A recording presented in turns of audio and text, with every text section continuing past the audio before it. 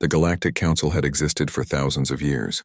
It was made up of more than 60 intelligent species, each with its own strengths, technologies, and long histories. Together they ruled the stars in peace most of the time. They believed they had seen everything the universe had to offer. That belief ended the day they found Earth. It began with a strange signal from the edge of the Orion Arm. It was weak, mixed with static and music, but it carried something different: emotion. The signal included laughter, songs, greetings in hundreds of languages, and even the sound of children talking. To the Council's communication experts, it was fascinating and confusing at the same time. Who would send such a signal? Was it a trap or was it a message of peace? The message was traced to a small blue planet revolving around a yellow sun. Its people called it Earth. At first glance, it looked harmless. Its atmosphere was thin, its technology primitive compared to interstellar standards, and it had never made contact beyond its own star system.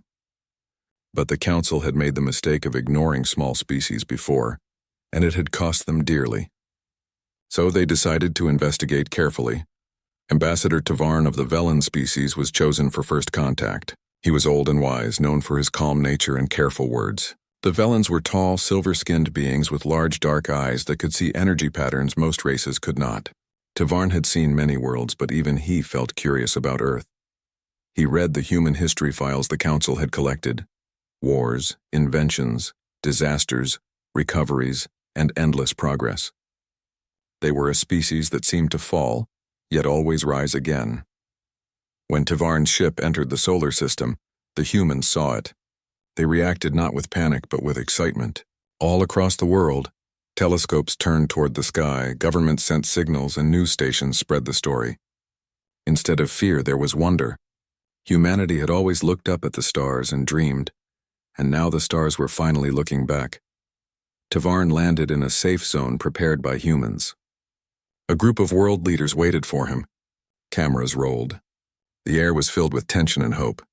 When Tavarn stepped out of his ship, the humans gasped. He was the first alien they had ever seen, tall, shining, and graceful. "Greetings, people of Earth," Tavarn said through a translator device. "I come in peace representing the Galactic Council." The humans applauded. The sound startled Tavarn. It was loud and joyful. No other species had ever clapped or cheered when meeting him. Usually aliens trembled or bowed, but humans smiled, waved, and even laughed nervously. One of the human leaders, a woman named Dr. Elena Ward, stepped forward and shook his hand. The gesture confused Tavarn at first. Physical contact between unknown species was rare and often considered rude, yet her eyes were kind and her words sincere. "Welcome to Earth, Ambassador. We are honored to meet you." Tavarn felt a strange warmth from the handshake. The humans didn't seem to hide their emotions. They were open, curious, and friendly in a way that felt almost dangerous. They asked questions about everything: his ship, his people, the stars beyond. They didn't fear him. They wanted to understand him. During the next few weeks, Tavarn studied humans closely. He visited their cities, saw their art, and spoke to their scientists. Humans were unlike any race he had ever met. They could be serious one moment and laughing the next. They argued but still worked together. They built machines that could fly into space using fire and metal, an outdated method by galactic standards, yet impressive for such a young species. He also noticed something deeper. Humans seemed to have an endless drive to explore even without reason. They climbed mountains simply because they were there. They went to the moon not for survival but for curiosity. They wrote stories about reaching the stars long before they could build rockets. It was as if their spirits were always reaching higher than their hands could grasp. When Tavarn shared his reports with the Council, many laughed. "They sound like children," said one member, "playing with fire in a cold universe." But Tavarn shook his head. "No, they are not children. They are unpredictable. They do not fear the unknown. They walk into it." He remembered a moment from his visit. A young human boy had asked him, "Are you afraid of us?" The question was innocent, but it struck him deeply. He had smiled and said, "No, child. Why should I be?" The boy grinned and answered, "Because we don't know what we can do yet." Those words echoed in his mind. They don't know what they can do yet. The Council requested more data, so Tavarn stayed longer. He attended human universities and watched as they discussed theories of faster-than-light travel, ideas the Council had perfected millennia ago. Yet humans were already close to discovering on their own. He observed their scientists experimenting, their artists imagining, and their soldiers training with fierce discipline. Every human he met carried the same spark, hope. Even in poverty, even in hardship, they dreamed of something better. One day, a council observer named Kaveth visited Tavarn on Earth. "You're wasting time with primitives," Kaveth said. "They will destroy themselves before they reach the stars." Tavarn looked out the window at a group of children flying paper airplanes in a park. "Perhaps," he said softly, "but if they don't, they may change everything." That night, Tavarn attended a world broadcast where humans sent another message to the stars. This time, the message was not just a greeting, it was a promise. "We are one people," the message said. "We reach for friendship, for understanding, and for peace." The words were translated into dozens of languages, carried by radio and light across space. As Tavarn listened, he realized something that made his chest tighten. The humans were not pretending. They truly believed they could make peace with the universe. They had no idea how cruel and dangerous it could be, yet they faced it with open arms. To Tavarn, that was both beautiful and terrifying. When he reported again to the council, his words were cautious. "Humans are not ready for membership," he said, "but they must be watched closely. They are fragile, yes, but they are also fearless." The council debated for days. Some wanted to ignore Earth entirely. Others suggested studying them from afar. In the end, they agreed on a decision. Humans would be observed, tested quietly, and guided if needed. But no one should interfere with their natural growth. As Tavarn prepared to leave Earth, Dr. Elena Ward came to see him. "Will we meet again?" she asked. "Perhaps," he replied. "But I must warn you, Dr. Ward, the galaxy is not as kind as your people." She smiled. "Then we'll have to be kind enough for both." Tavarn said nothing, but as he boarded his ship, her words stayed with him. Kind enough for both. It sounded foolish, yet strangely powerful.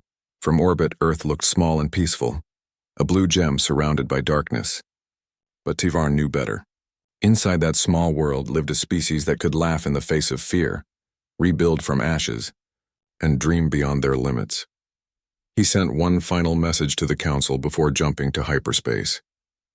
Humans are not dangerous yet, but when they learn their own strength, the galaxy will tremble. And far below on that blue planet, humanity looked up at the stars with wonder, unaware that the universe had just begun to whisper their name, with awe and a little bit of fear.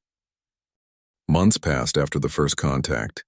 The Galactic Council watched Earth quietly, curious about how humans would react to the universe now that they knew they were not alone. Some species expected panic, chaos, or endless wars. But something unexpected happened. Humans continued living almost normally. They went to work, watched movies, argued about politics, and still dreamed about exploring the stars. Ambassador Tavarn sent regular reports back to the council. His tone was calm, but his words carried warning. "They are learning faster than expected," he wrote. "They absorb knowledge like a sponge. What takes other species decades, they grasp in months." The council members were divided. Some believed humans were harmless dreamers. Others feared they could become too strong if left unchecked. To settle the debate, the council decided to create a test, a controlled simulation to measure humanity's true nature. They called it the Cooperation Trial. It was designed as a joint training mission between humans and several council species. The official purpose was to practice teamwork and problem-solving under pressure. But secretly, the council wanted to see how humans behaved when challenged, when cornered, and when facing unknown dangers. Ambassador Tavarn was quietly against the idea, but he could not refuse the council's decision. He only asked one thing: do not tell the humans that it is a test. Let them act naturally. And so, the plan began. A massive artificial planet known as Arena Station 9 was chosen for the trial. It had forests, rivers, and mountains all built for training simulations. Each species sent a small team of volunteers. The humans sent 8 people: soldiers, engineers, medics, and scientists led by Captain Ryan Hale, a calm man with sharp eyes and a quiet voice. When the human shuttle arrived, the others watched with interest. The Velans stood tall and elegant. The Girans, covered in smooth scales, hissed softly as they studied their new partners. The Ulor, insect-like creatures with 6 arms, clicked their mandibles in amusement. To them, humans looked fragile. Thin bones, soft skin, weak muscles. No claws, no fangs, no natural armor. Yet when Captain Hale stepped forward and greeted everyone with a firm handshake and a grin, there was something unsettling about his confidence. "Glad to be here," he said. "Let's make this fun." Tavarn, who served as the trial's observer, watched quietly from the command center. He remembered that smile. It was the same expression he had seen on Dr. Ward months ago. Brave, friendly, but hiding something deeper. The test began. Teams were dropped into different parts of the artificial planet. The goal was simple. Collect power cores scattered across the landscape and bring them back to the central base within 72 hours. The species were told to cooperate, but resources were limited. Competition was inevitable. Within the first few hours, it became clear that humans worked differently. While other teams argued over leadership and plans, the humans adapted quickly. They split into pairs, covered more ground, and built makeshift communication towers out of spare parts. "Use what we have," Captain Hale said. "No reason to wait for perfect tools." When a storm hit the area, many species panicked. Lightning struck and winds tore through the camp. The Ulor's equipment malfunctioned and their shelter collapsed. But before anyone could react, the humans were already moving. A human engineer named Maria Chen ran into the storm to pull 2 Ulor out of the wreckage. She tied ropes around her waist, shouting over the wind, "Don't just stand there. Help me." Later, one of the Ulor soldiers asked her why she risked herself. She only laughed. "Because you needed help. That's what we do." The aliens didn't know how to respond. For them, saving another species in a competition made no sense. The next day, an unexpected challenge appeared. A large robotic creature, part of the simulation, attacked one of the camps. The Zirans tried to destroy it using plasma rifles, but its armor was too strong. The humans arrived a few minutes later. Instead of shooting at it directly, Captain Hale observed it carefully. "See the red glow on its chest?" he said. "That's probably a power core. Aim for that." The humans worked together like clockwork. One distracted the creature, another set a trap, and 2 others coordinated from higher ground. Within minutes, the machine fell with a loud crash. The council observers were stunned. The humans had done what none of the other teams could. Tavarn watched their movements closely. They didn't move like soldiers who had trained for years. They moved like people who trusted each other completely. That trust made them faster, stronger, smarter. When the battle ended, the humans didn't celebrate. Instead, they helped repair the damaged camp and shared food with the others. "Why help us?" a Ziran officer asked. Captain Hale smiled. "Because next time it might be us who need help." By the end of the second day, the human team had recovered more power cores than any other species. They didn't cheat, didn't steal, and didn't fight for dominance. They simply worked, adapted, and kept moving forward. Still, the council decided to increase the challenge. Unknown to the participants, they released a new hazard into the simulation. A simulated energy wave meant to disable all communication systems and separate the teams. The humans woke up the next morning to find their equipment dead. The sky had turned red and static filled their radios. Instead of panicking, they started rebuilding. "All right," Captain Hale said. "We've lost contact, but we're still breathing. That's good enough. We'll fix this." Maria and the team engineer Daniel Reyes began taking apart broken devices to build a new transmitter. The others gathered supplies and scouted the area. By evening, they had built a working signal booster out of parts meant for weather sensors. When Tavarn saw this through the observer's cameras, he couldn't help but whisper, "They are improvising with everything, like survival is a habit." He remembered how other species in similar situations had frozen in fear or waited for rescue. But humans never waited.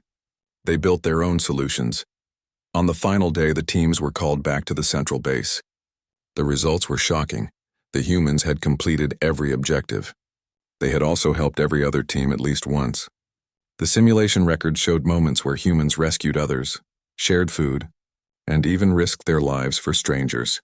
When the official ceremony began, the other species looked at them with a mix of respect and confusion. The Ulor commander approached Captain Hale and said, "Your people are strange. You fight for others more than for yourselves." Hale shrugged. "We just do what feels right." The council representative announced that all teams had performed well, but everyone knew the truth. The humans had done something none of the others had. They had turned a survival test into an alliance. After the event, Tavarn met Captain Hale privately. You did well, Captain, Tavarn said. Tell me, were you not afraid during the storm? During the machine attack? Hale chuckled. Of course we were afraid. Everyone's afraid sometimes. But fear just means something's worth trying. Tavarn stared at him for a long moment. You humans. You truly don't understand how different you are. Hale tilted his head. Different? How so? Tavarn sighed. You treat danger as a challenge, not a warning. You see strangers as friends, not threats. You have no idea how powerful that makes you. Captain Hale smiled, though he didn't fully understand. Then I guess we'll figure it out as we go. When the trial was over, the council gathered to review the results. The data was clear. Humans were exceptional under pressure. They adapted faster than any known species, showed compassion beyond logic, and never stopped pushing forward. One council member said, "They are dangerous. Not because of weapons, but because they care too much." Another replied, "Caring is not dangerous." Tavarn looked at them both and said quietly, "It is when it changes everything." And somewhere far away, back on Earth, the human team celebrated quietly. They didn't know it was a secret test. They didn't know that their actions had frightened powerful civilizations. To them, it was just another mission, a chance to prove that humanity could work together, no matter the challenge. But across the stars, the whispers began to spread once more. The most terrifying part about humans, an alien captain said, is that they don't even know how strong they are. The news of the human success in the cooperation trial spread quietly across the galaxy. Some species admired them, some feared them, and a few grew jealous. Among those few was the Krovan Dominion, a race of strong and ruthless warriors known for their pride. Their leader, Warlord Draxel, ruled with iron authority. The Krovans respected only one thing: power. For centuries, they had conquered weaker worlds and enslaved entire species to expand their empire. When Draxel heard that the humans, a young, barely spacefaring species, had impressed the Galactic Council, he laughed loudly in his throne chamber. "Humans?" he said with a grin full of sharp teeth. "Soft creatures from a blue world?" The council must be desperate for entertainment. His generals laughed with him, but one of them looked uneasy. "My lord," said General Varn, "the reports say they defeated the arena simulation and helped every team survive." "That is not common," Draxel waved a hand. "Bah. Council simulations are games for diplomats, not warriors. Let us see how these humans fare when the universe is not pretending." He leaned forward, eyes glowing red under the lights. "Prepare a fleet. We will visit their colony on the edge of their system. I want to see what they're truly made of." It was the biggest mistake of his life. Months later, far from Earth, humans had begun to settle on New Dawn, their first colony outside the solar system. It was a quiet, beautiful world with green hills, clear lakes, and bright skies. The colony had only 5,000 people, scientists, engineers, families, and a few defense ships. They were proud to represent humanity's first step into the stars. Life on New Dawn was peaceful. Children played near the lakes, crops grew in the soft soil, and the colonists dreamed of building more cities one day. They had no idea that a Krovan fleet was moving toward them at incredible speed. When the first warning came from a satellite, it was already too late. Dozens of massive ships appeared in orbit. The sky darkened as fire rained down. Communication towers exploded. Panic spread across the colony. Captain Ryan Hale, the same man who led the cooperation trial, was now in charge of the colony's security. When he saw the enemy ships, his blood turned cold.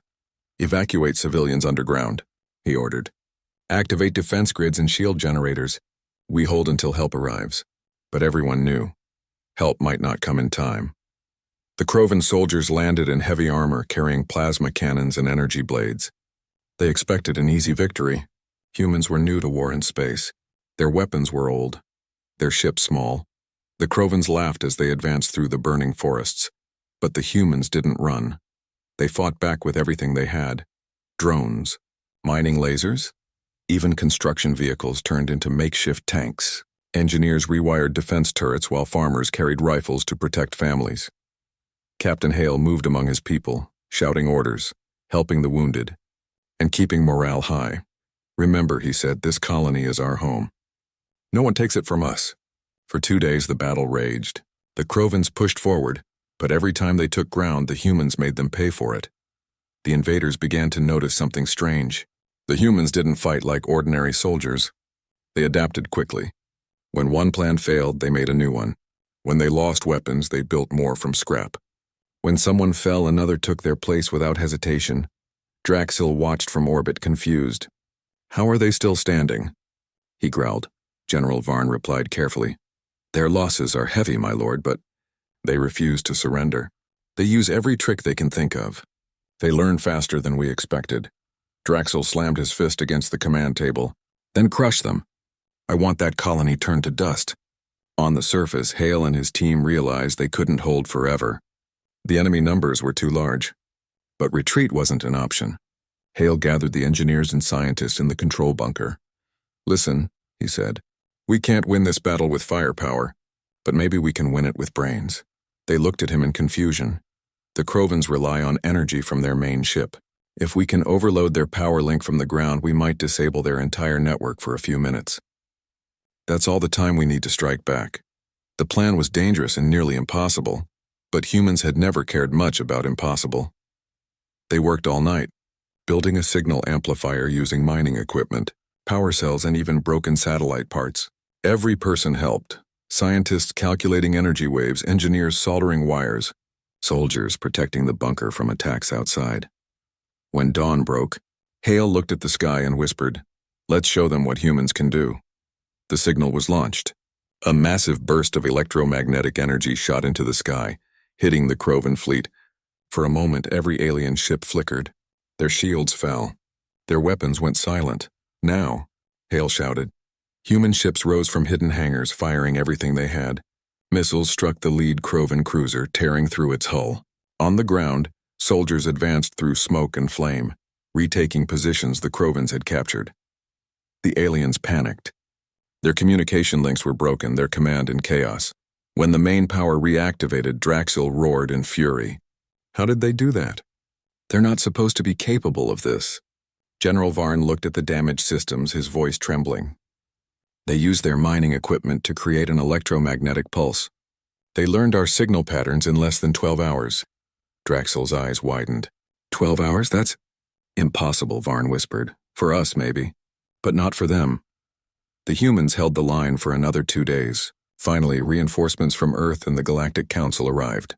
The Crovan fleet, damaged and disorganized, began to retreat. When their last ship left orbit, the humans didn't cheer. They were too tired, too broken, too busy saving the wounded. Captain Hale stood among the ruins of the colony, watching as smoke rose into the dawn sky. Half of New Dawn was destroyed, but humanity had survived. Dr. Elena Ward, who had come with the rescue ships, approached him. "You did it, Ryan. You saved them." He shook his head. "No, we saved each other." In the Galactic Council Hall, the news of the battle shocked everyone. The Council expected humans to be wiped out in hours. Instead, they had forced one of the strongest military powers in the galaxy to retreat. Ambassador Tavarn stood before the assembly. "You see," he said, "you test them, you attack them, and they respond not with fear but with determination. They learn, adapt, and grow stronger every time." One council member asked, "Should we fear them?" Tavarn paused. "Fear? No, respect them. But understand, if you threaten what they love, you will see what they truly are." Back in the Crovan Dominion, Draxil sat silently in his dark chamber. His once proud fleet was half destroyed. The losses were greater than any battle he had fought before. He looked at the report in disbelief. "They were supposed to be primitive," he muttered. General Varn stood before him. "They were, until we gave them a reason not to be." For the first time in years, Draxil felt something unfamiliar. Respect, mixed with a trace of fear. He whispered, "Those humans, they do not know their limits. That is what makes them terrifying." Days later, on New Dawn, the survivors rebuilt their homes. Children helped carry supplies. Farmers replanted fields. Engineers worked through the night, repairing power grids. Captain Hale watched them with pride. "We didn't win because we were stronger," he said to Maria Chen. "We won because we refused to give up." Maria smiled tiredly. "That's what humans do best, Captain. We keep going." Above them, the stars shone brighter than ever, and far across the galaxy, the name human began to spread, not as a warning, not as a threat, but as a legend of a small, fragile species who faced the impossible. and refused to fall. The war with the Krovan Dominion changed everything. For the first time in centuries, the Galactic Council saw a new power rise, not from ancient empires or massive fleets, but from a single young species called humans. The Council had watched the battle on New Dawn in silence. They had seen humans, outnumbered and underarmed, hold the line against one of the most feared militaries in the galaxy. And now, with the smoke cleared and the colony still standing, they had to face a truth that no one wanted to admit. Humanity was no longer a minor race. They were something else, something the galaxy didn't fully understand yet. In the council hall, hundreds of representatives gathered. Holographic screens showed images of the human colony, the destroyed Krovan ships, and the faces of survivors rebuilding. Ambassador Tavarn stood at the center of the chamber, silent for a long moment before he spoke. "You all saw it," he said. 5,000 humans against 10 times that number. They should have been crushed. Yet they stand. The chamber was filled with murmurs. Some spoke with admiration. Others spoke with fear. Councillor Rethar of the Drolan species stood. "We cannot ignore what this means. The humans have shown military potential that rivals even the oldest powers. If they grow unchecked, they could disrupt galactic balance." Tavarn turned to face him. "Balance?" he said quietly. "Is that what you call this? The same balance that allows empires like the Krovan to destroy weaker worlds? If humans are a threat, it is only to those who build their power on fear." Another voice, calm and thoughtful, spoke up. It was High Chancellor Lyrian, the leader of the council. "Ambassador Tavarn, you seem to defend these humans greatly. Why?" Tavarn looked down at his hands for a moment before answering. "Because I have seen them up close. They are not conquerors. They are survivors. They do not fight for control. They fight for each other." He paused and looked around the room. "And that, Chancellor, is something no other race here truly understands." The council fell silent. Even those who feared humanity couldn't deny the truth in his words. On New Dawn, life slowly returned to normal. The burned forests began to regrow and new houses replaced the ruins. The humans refused to leave the planet even after the attack. To them, rebuilding was not a duty, it was hope. Captain Ryan Hale worked side by side with the colonists. He helped carry supplies, fixed damaged systems, and comforted families who had lost loved ones. Every time someone thanked him, he simply said, "We did this together." One evening, as the twin suns set over the hills, Dr. Elena Ward joined him near the rebuilt communication tower. She smiled softly. "You've made this place stronger than before." Hale looked at the horizon. "We all did. It's strange, isn't it? The more they try to break us, the stronger we get." Elena nodded. "That's what they don't understand. We don't fight because we love war. We fight because we love peace." For a while, they stood in silence, watching the stars appear one by one. Somewhere up there, other species were watching them too, some with fear, some with wonder. In the Krovan Dominion, Warlord Draxel sat alone in his war room. His empire had suffered its first defeat in generations. He had lost half his fleet, countless soldiers, and most importantly, his pride. He replayed the battle recordings again and again, trying to understand how a primitive species could outsmart him. The answer was not in their weapons or their technology. It was in their will. He remembered how human soldiers refused to retreat, how they protected one another even when surrounded. He remembered the strange calm in their leaders' eyes. Draxil turned to his generals. "Do you know why we lost?" he asked. One of them hesitated. "Because their technology?" "No," Draxil interrupted. "We lost because we underestimated them. We thought they were like us. They are not." He looked out at the stars beyond the window. "They fight with something we cannot understand. They fight with faith, in themselves, in their people, in a future they haven't even seen yet."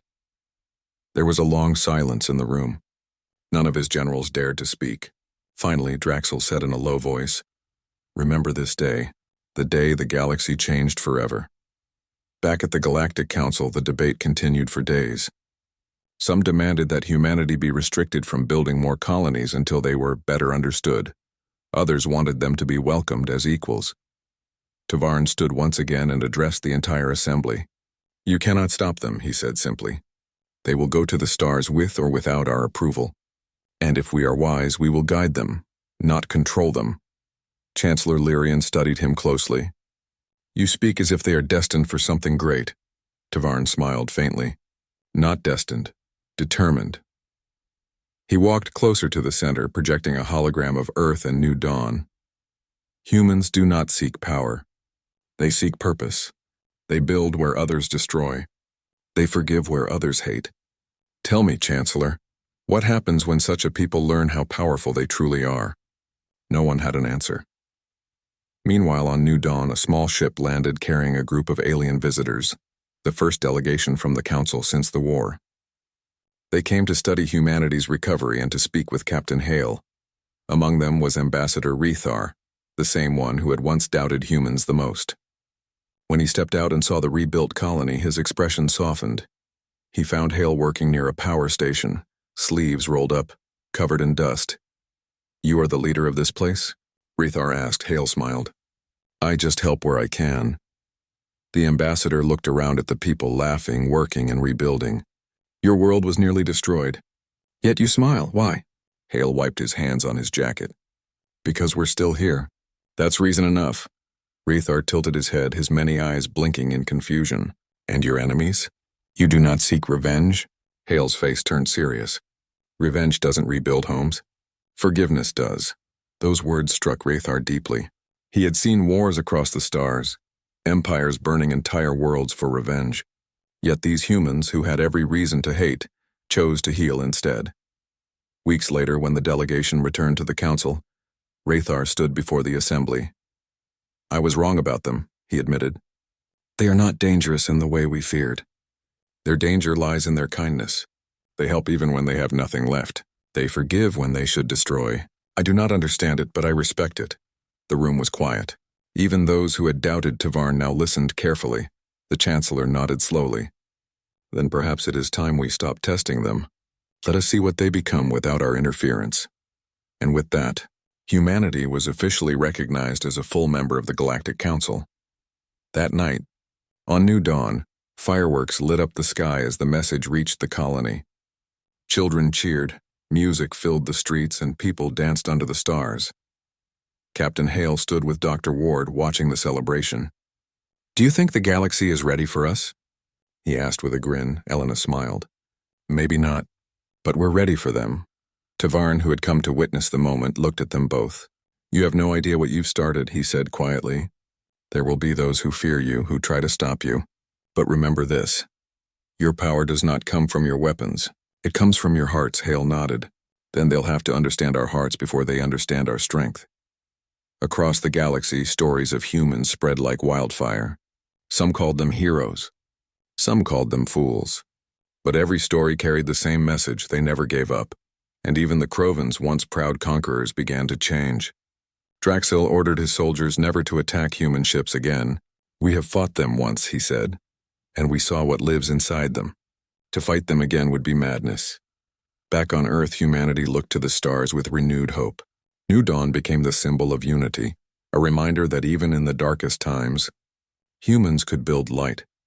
Dr. Ward gave a speech to the world that would later be remembered for generations. She said, "The universe has learned our name, not because we are the strongest, not because we are the smartest, but because we never stop believing in what's right. That is our true power."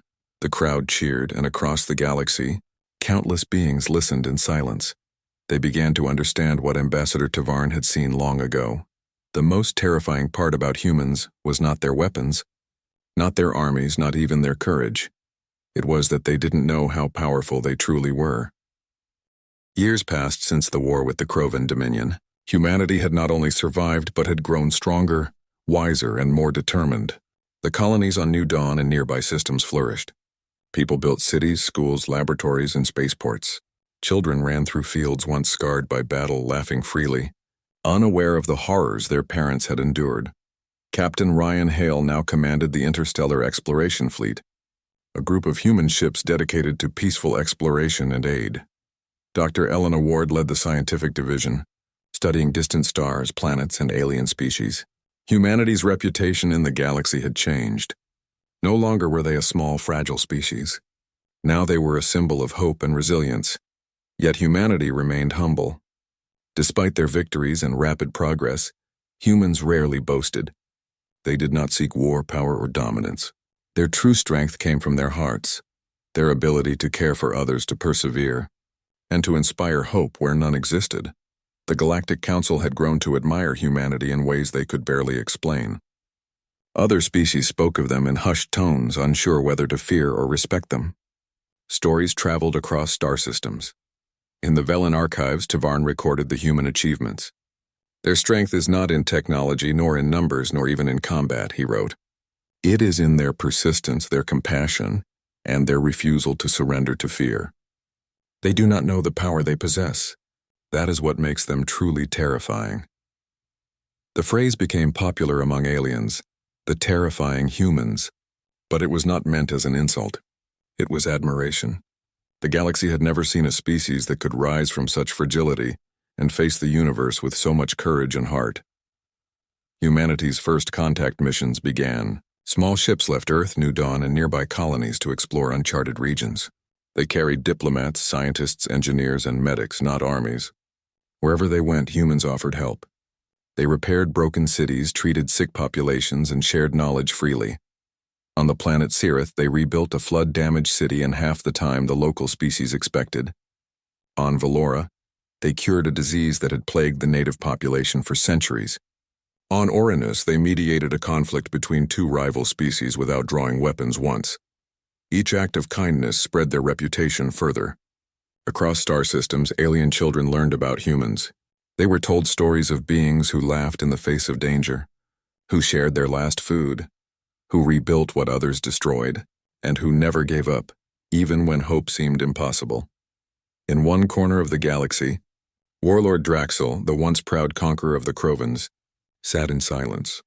His empire had long ago recovered from the defeat at New Dawn, but he no longer attacked human colonies. He had seen what humanity could do, not with fleets of warships, but with determination and unity. They are extraordinary, he muttered to his generals, not because they fight, but because they inspire. One human can change the outcome of a battle, a planet, even a war, without ever drawing a blade. His generals nodded, but fear lingered in their eyes. Even now, decades later, they remembered the humans who had refused to surrender, who had improvised, who had protected their allies and healed their enemies. Draxel leaned back in his chair and whispered to himself, "The galaxy is no longer ours to command. Humans are writing the rules now." Back on Earth, the humans themselves remained unaware of how legendary they had become. To them, life was simple. Children played in parks, engineers built new spacecraft, scientists studied the stars, and farmers grew food for the next generation. Every day, humans lived as if the universe were a place to explore and improve, not to conquer. Captain Hale often looked at the stars with a quiet smile. He remembered the first war, the first trial, the first time humans had fought and survived against impossible odds, and he remembered Tavarn's words. They don't know the power they possess. Hale knew it was true. Humanity's greatest strength had never been weapons, technology, or tactics. It had always been their hearts. They could face danger without fear, help strangers without hesitation, and rise even when all seemed lost. The Galactic Council decided to honor humanity in a special ceremony. Delegates from hundreds of species attended. Holographic displays showed human achievements. Colonies built, wars survived, lives saved, and acts of kindness performed. The room was silent, awed by the breadth and depth of what this young species had accomplished. Chancellor Lyrian addressed the assembly. Humanity has proven that strength is not measured by conquest, but by courage, compassion, and resilience. They remind us that the universe is not only a place of conflict, it is a place for growth, friendship, and hope. Tavarn stepped forward. Humans do not realize what they have done. They do not see themselves as heroes, yet they inspire countless species. The most terrifying part about humans is that they do not know their own power. The room erupted in applause. It was a rare moment in galactic history. Aliens from thousands of worlds recognizing a single species not for their might, but for their heart. On the colony of New Dawn, Captain Hale and Dr. Ward stood side by side, watching children play among fields of flowers that had grown in the wake of war. "Do you think they'll ever understand their own power?" Ward asked softly. Hale smiled faintly. "Maybe not, but that's the beauty of it. Power that isn't known doesn't intimidate them, it inspires them. Humans act out of hope, not fear, and that is what makes us unstoppable. They both watched as a young boy lifted a sapling high, pretending it was a sword, and ran toward a group of laughing friends. In that moment, Hale saw the future, one full of possibilities, challenges, and victories yet to come. Far beyond the Milky Way, alien species still whispered the stories of humans. On Velen Prime, scholars wrote new textbooks about the strange blue planet at the edge of the Orion Arm. On Cirith, children painted murals depicting humans helping strangers. On Droxan, leaders debated what lessons to take from Earth's example. Even in fear, they could not deny respect. And everywhere, across thousands of light years, the legend grew. The humans fight not for power, but for each other. They forgive when others would destroy. They rise when others fall. And they do it all without realizing their own strength. Even in the quiet corners of the galaxy, the humans themselves remained humble. They laughed, they argued, they created, and they explored. They did not seek fame. They did not crave recognition. But the universe recognized them anyway.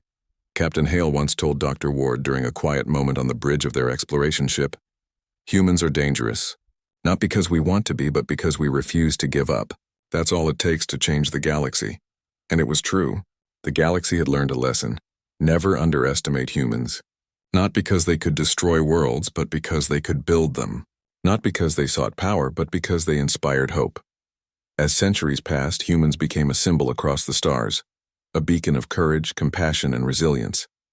Children of alien species grew up reading stories of Earth and New Dawn.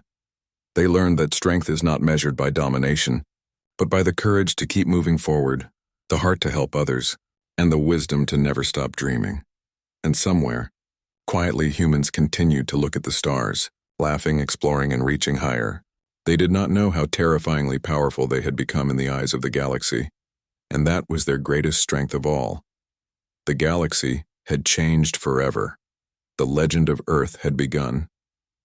And somewhere, in the quiet of space, the stars themselves seemed to shine a little brighter for humanity, reminding all who watched that, even a small, fragile species could leave an eternal mark on the universe. The humans didn't know it yet, but they didn't need to. They just kept being humans.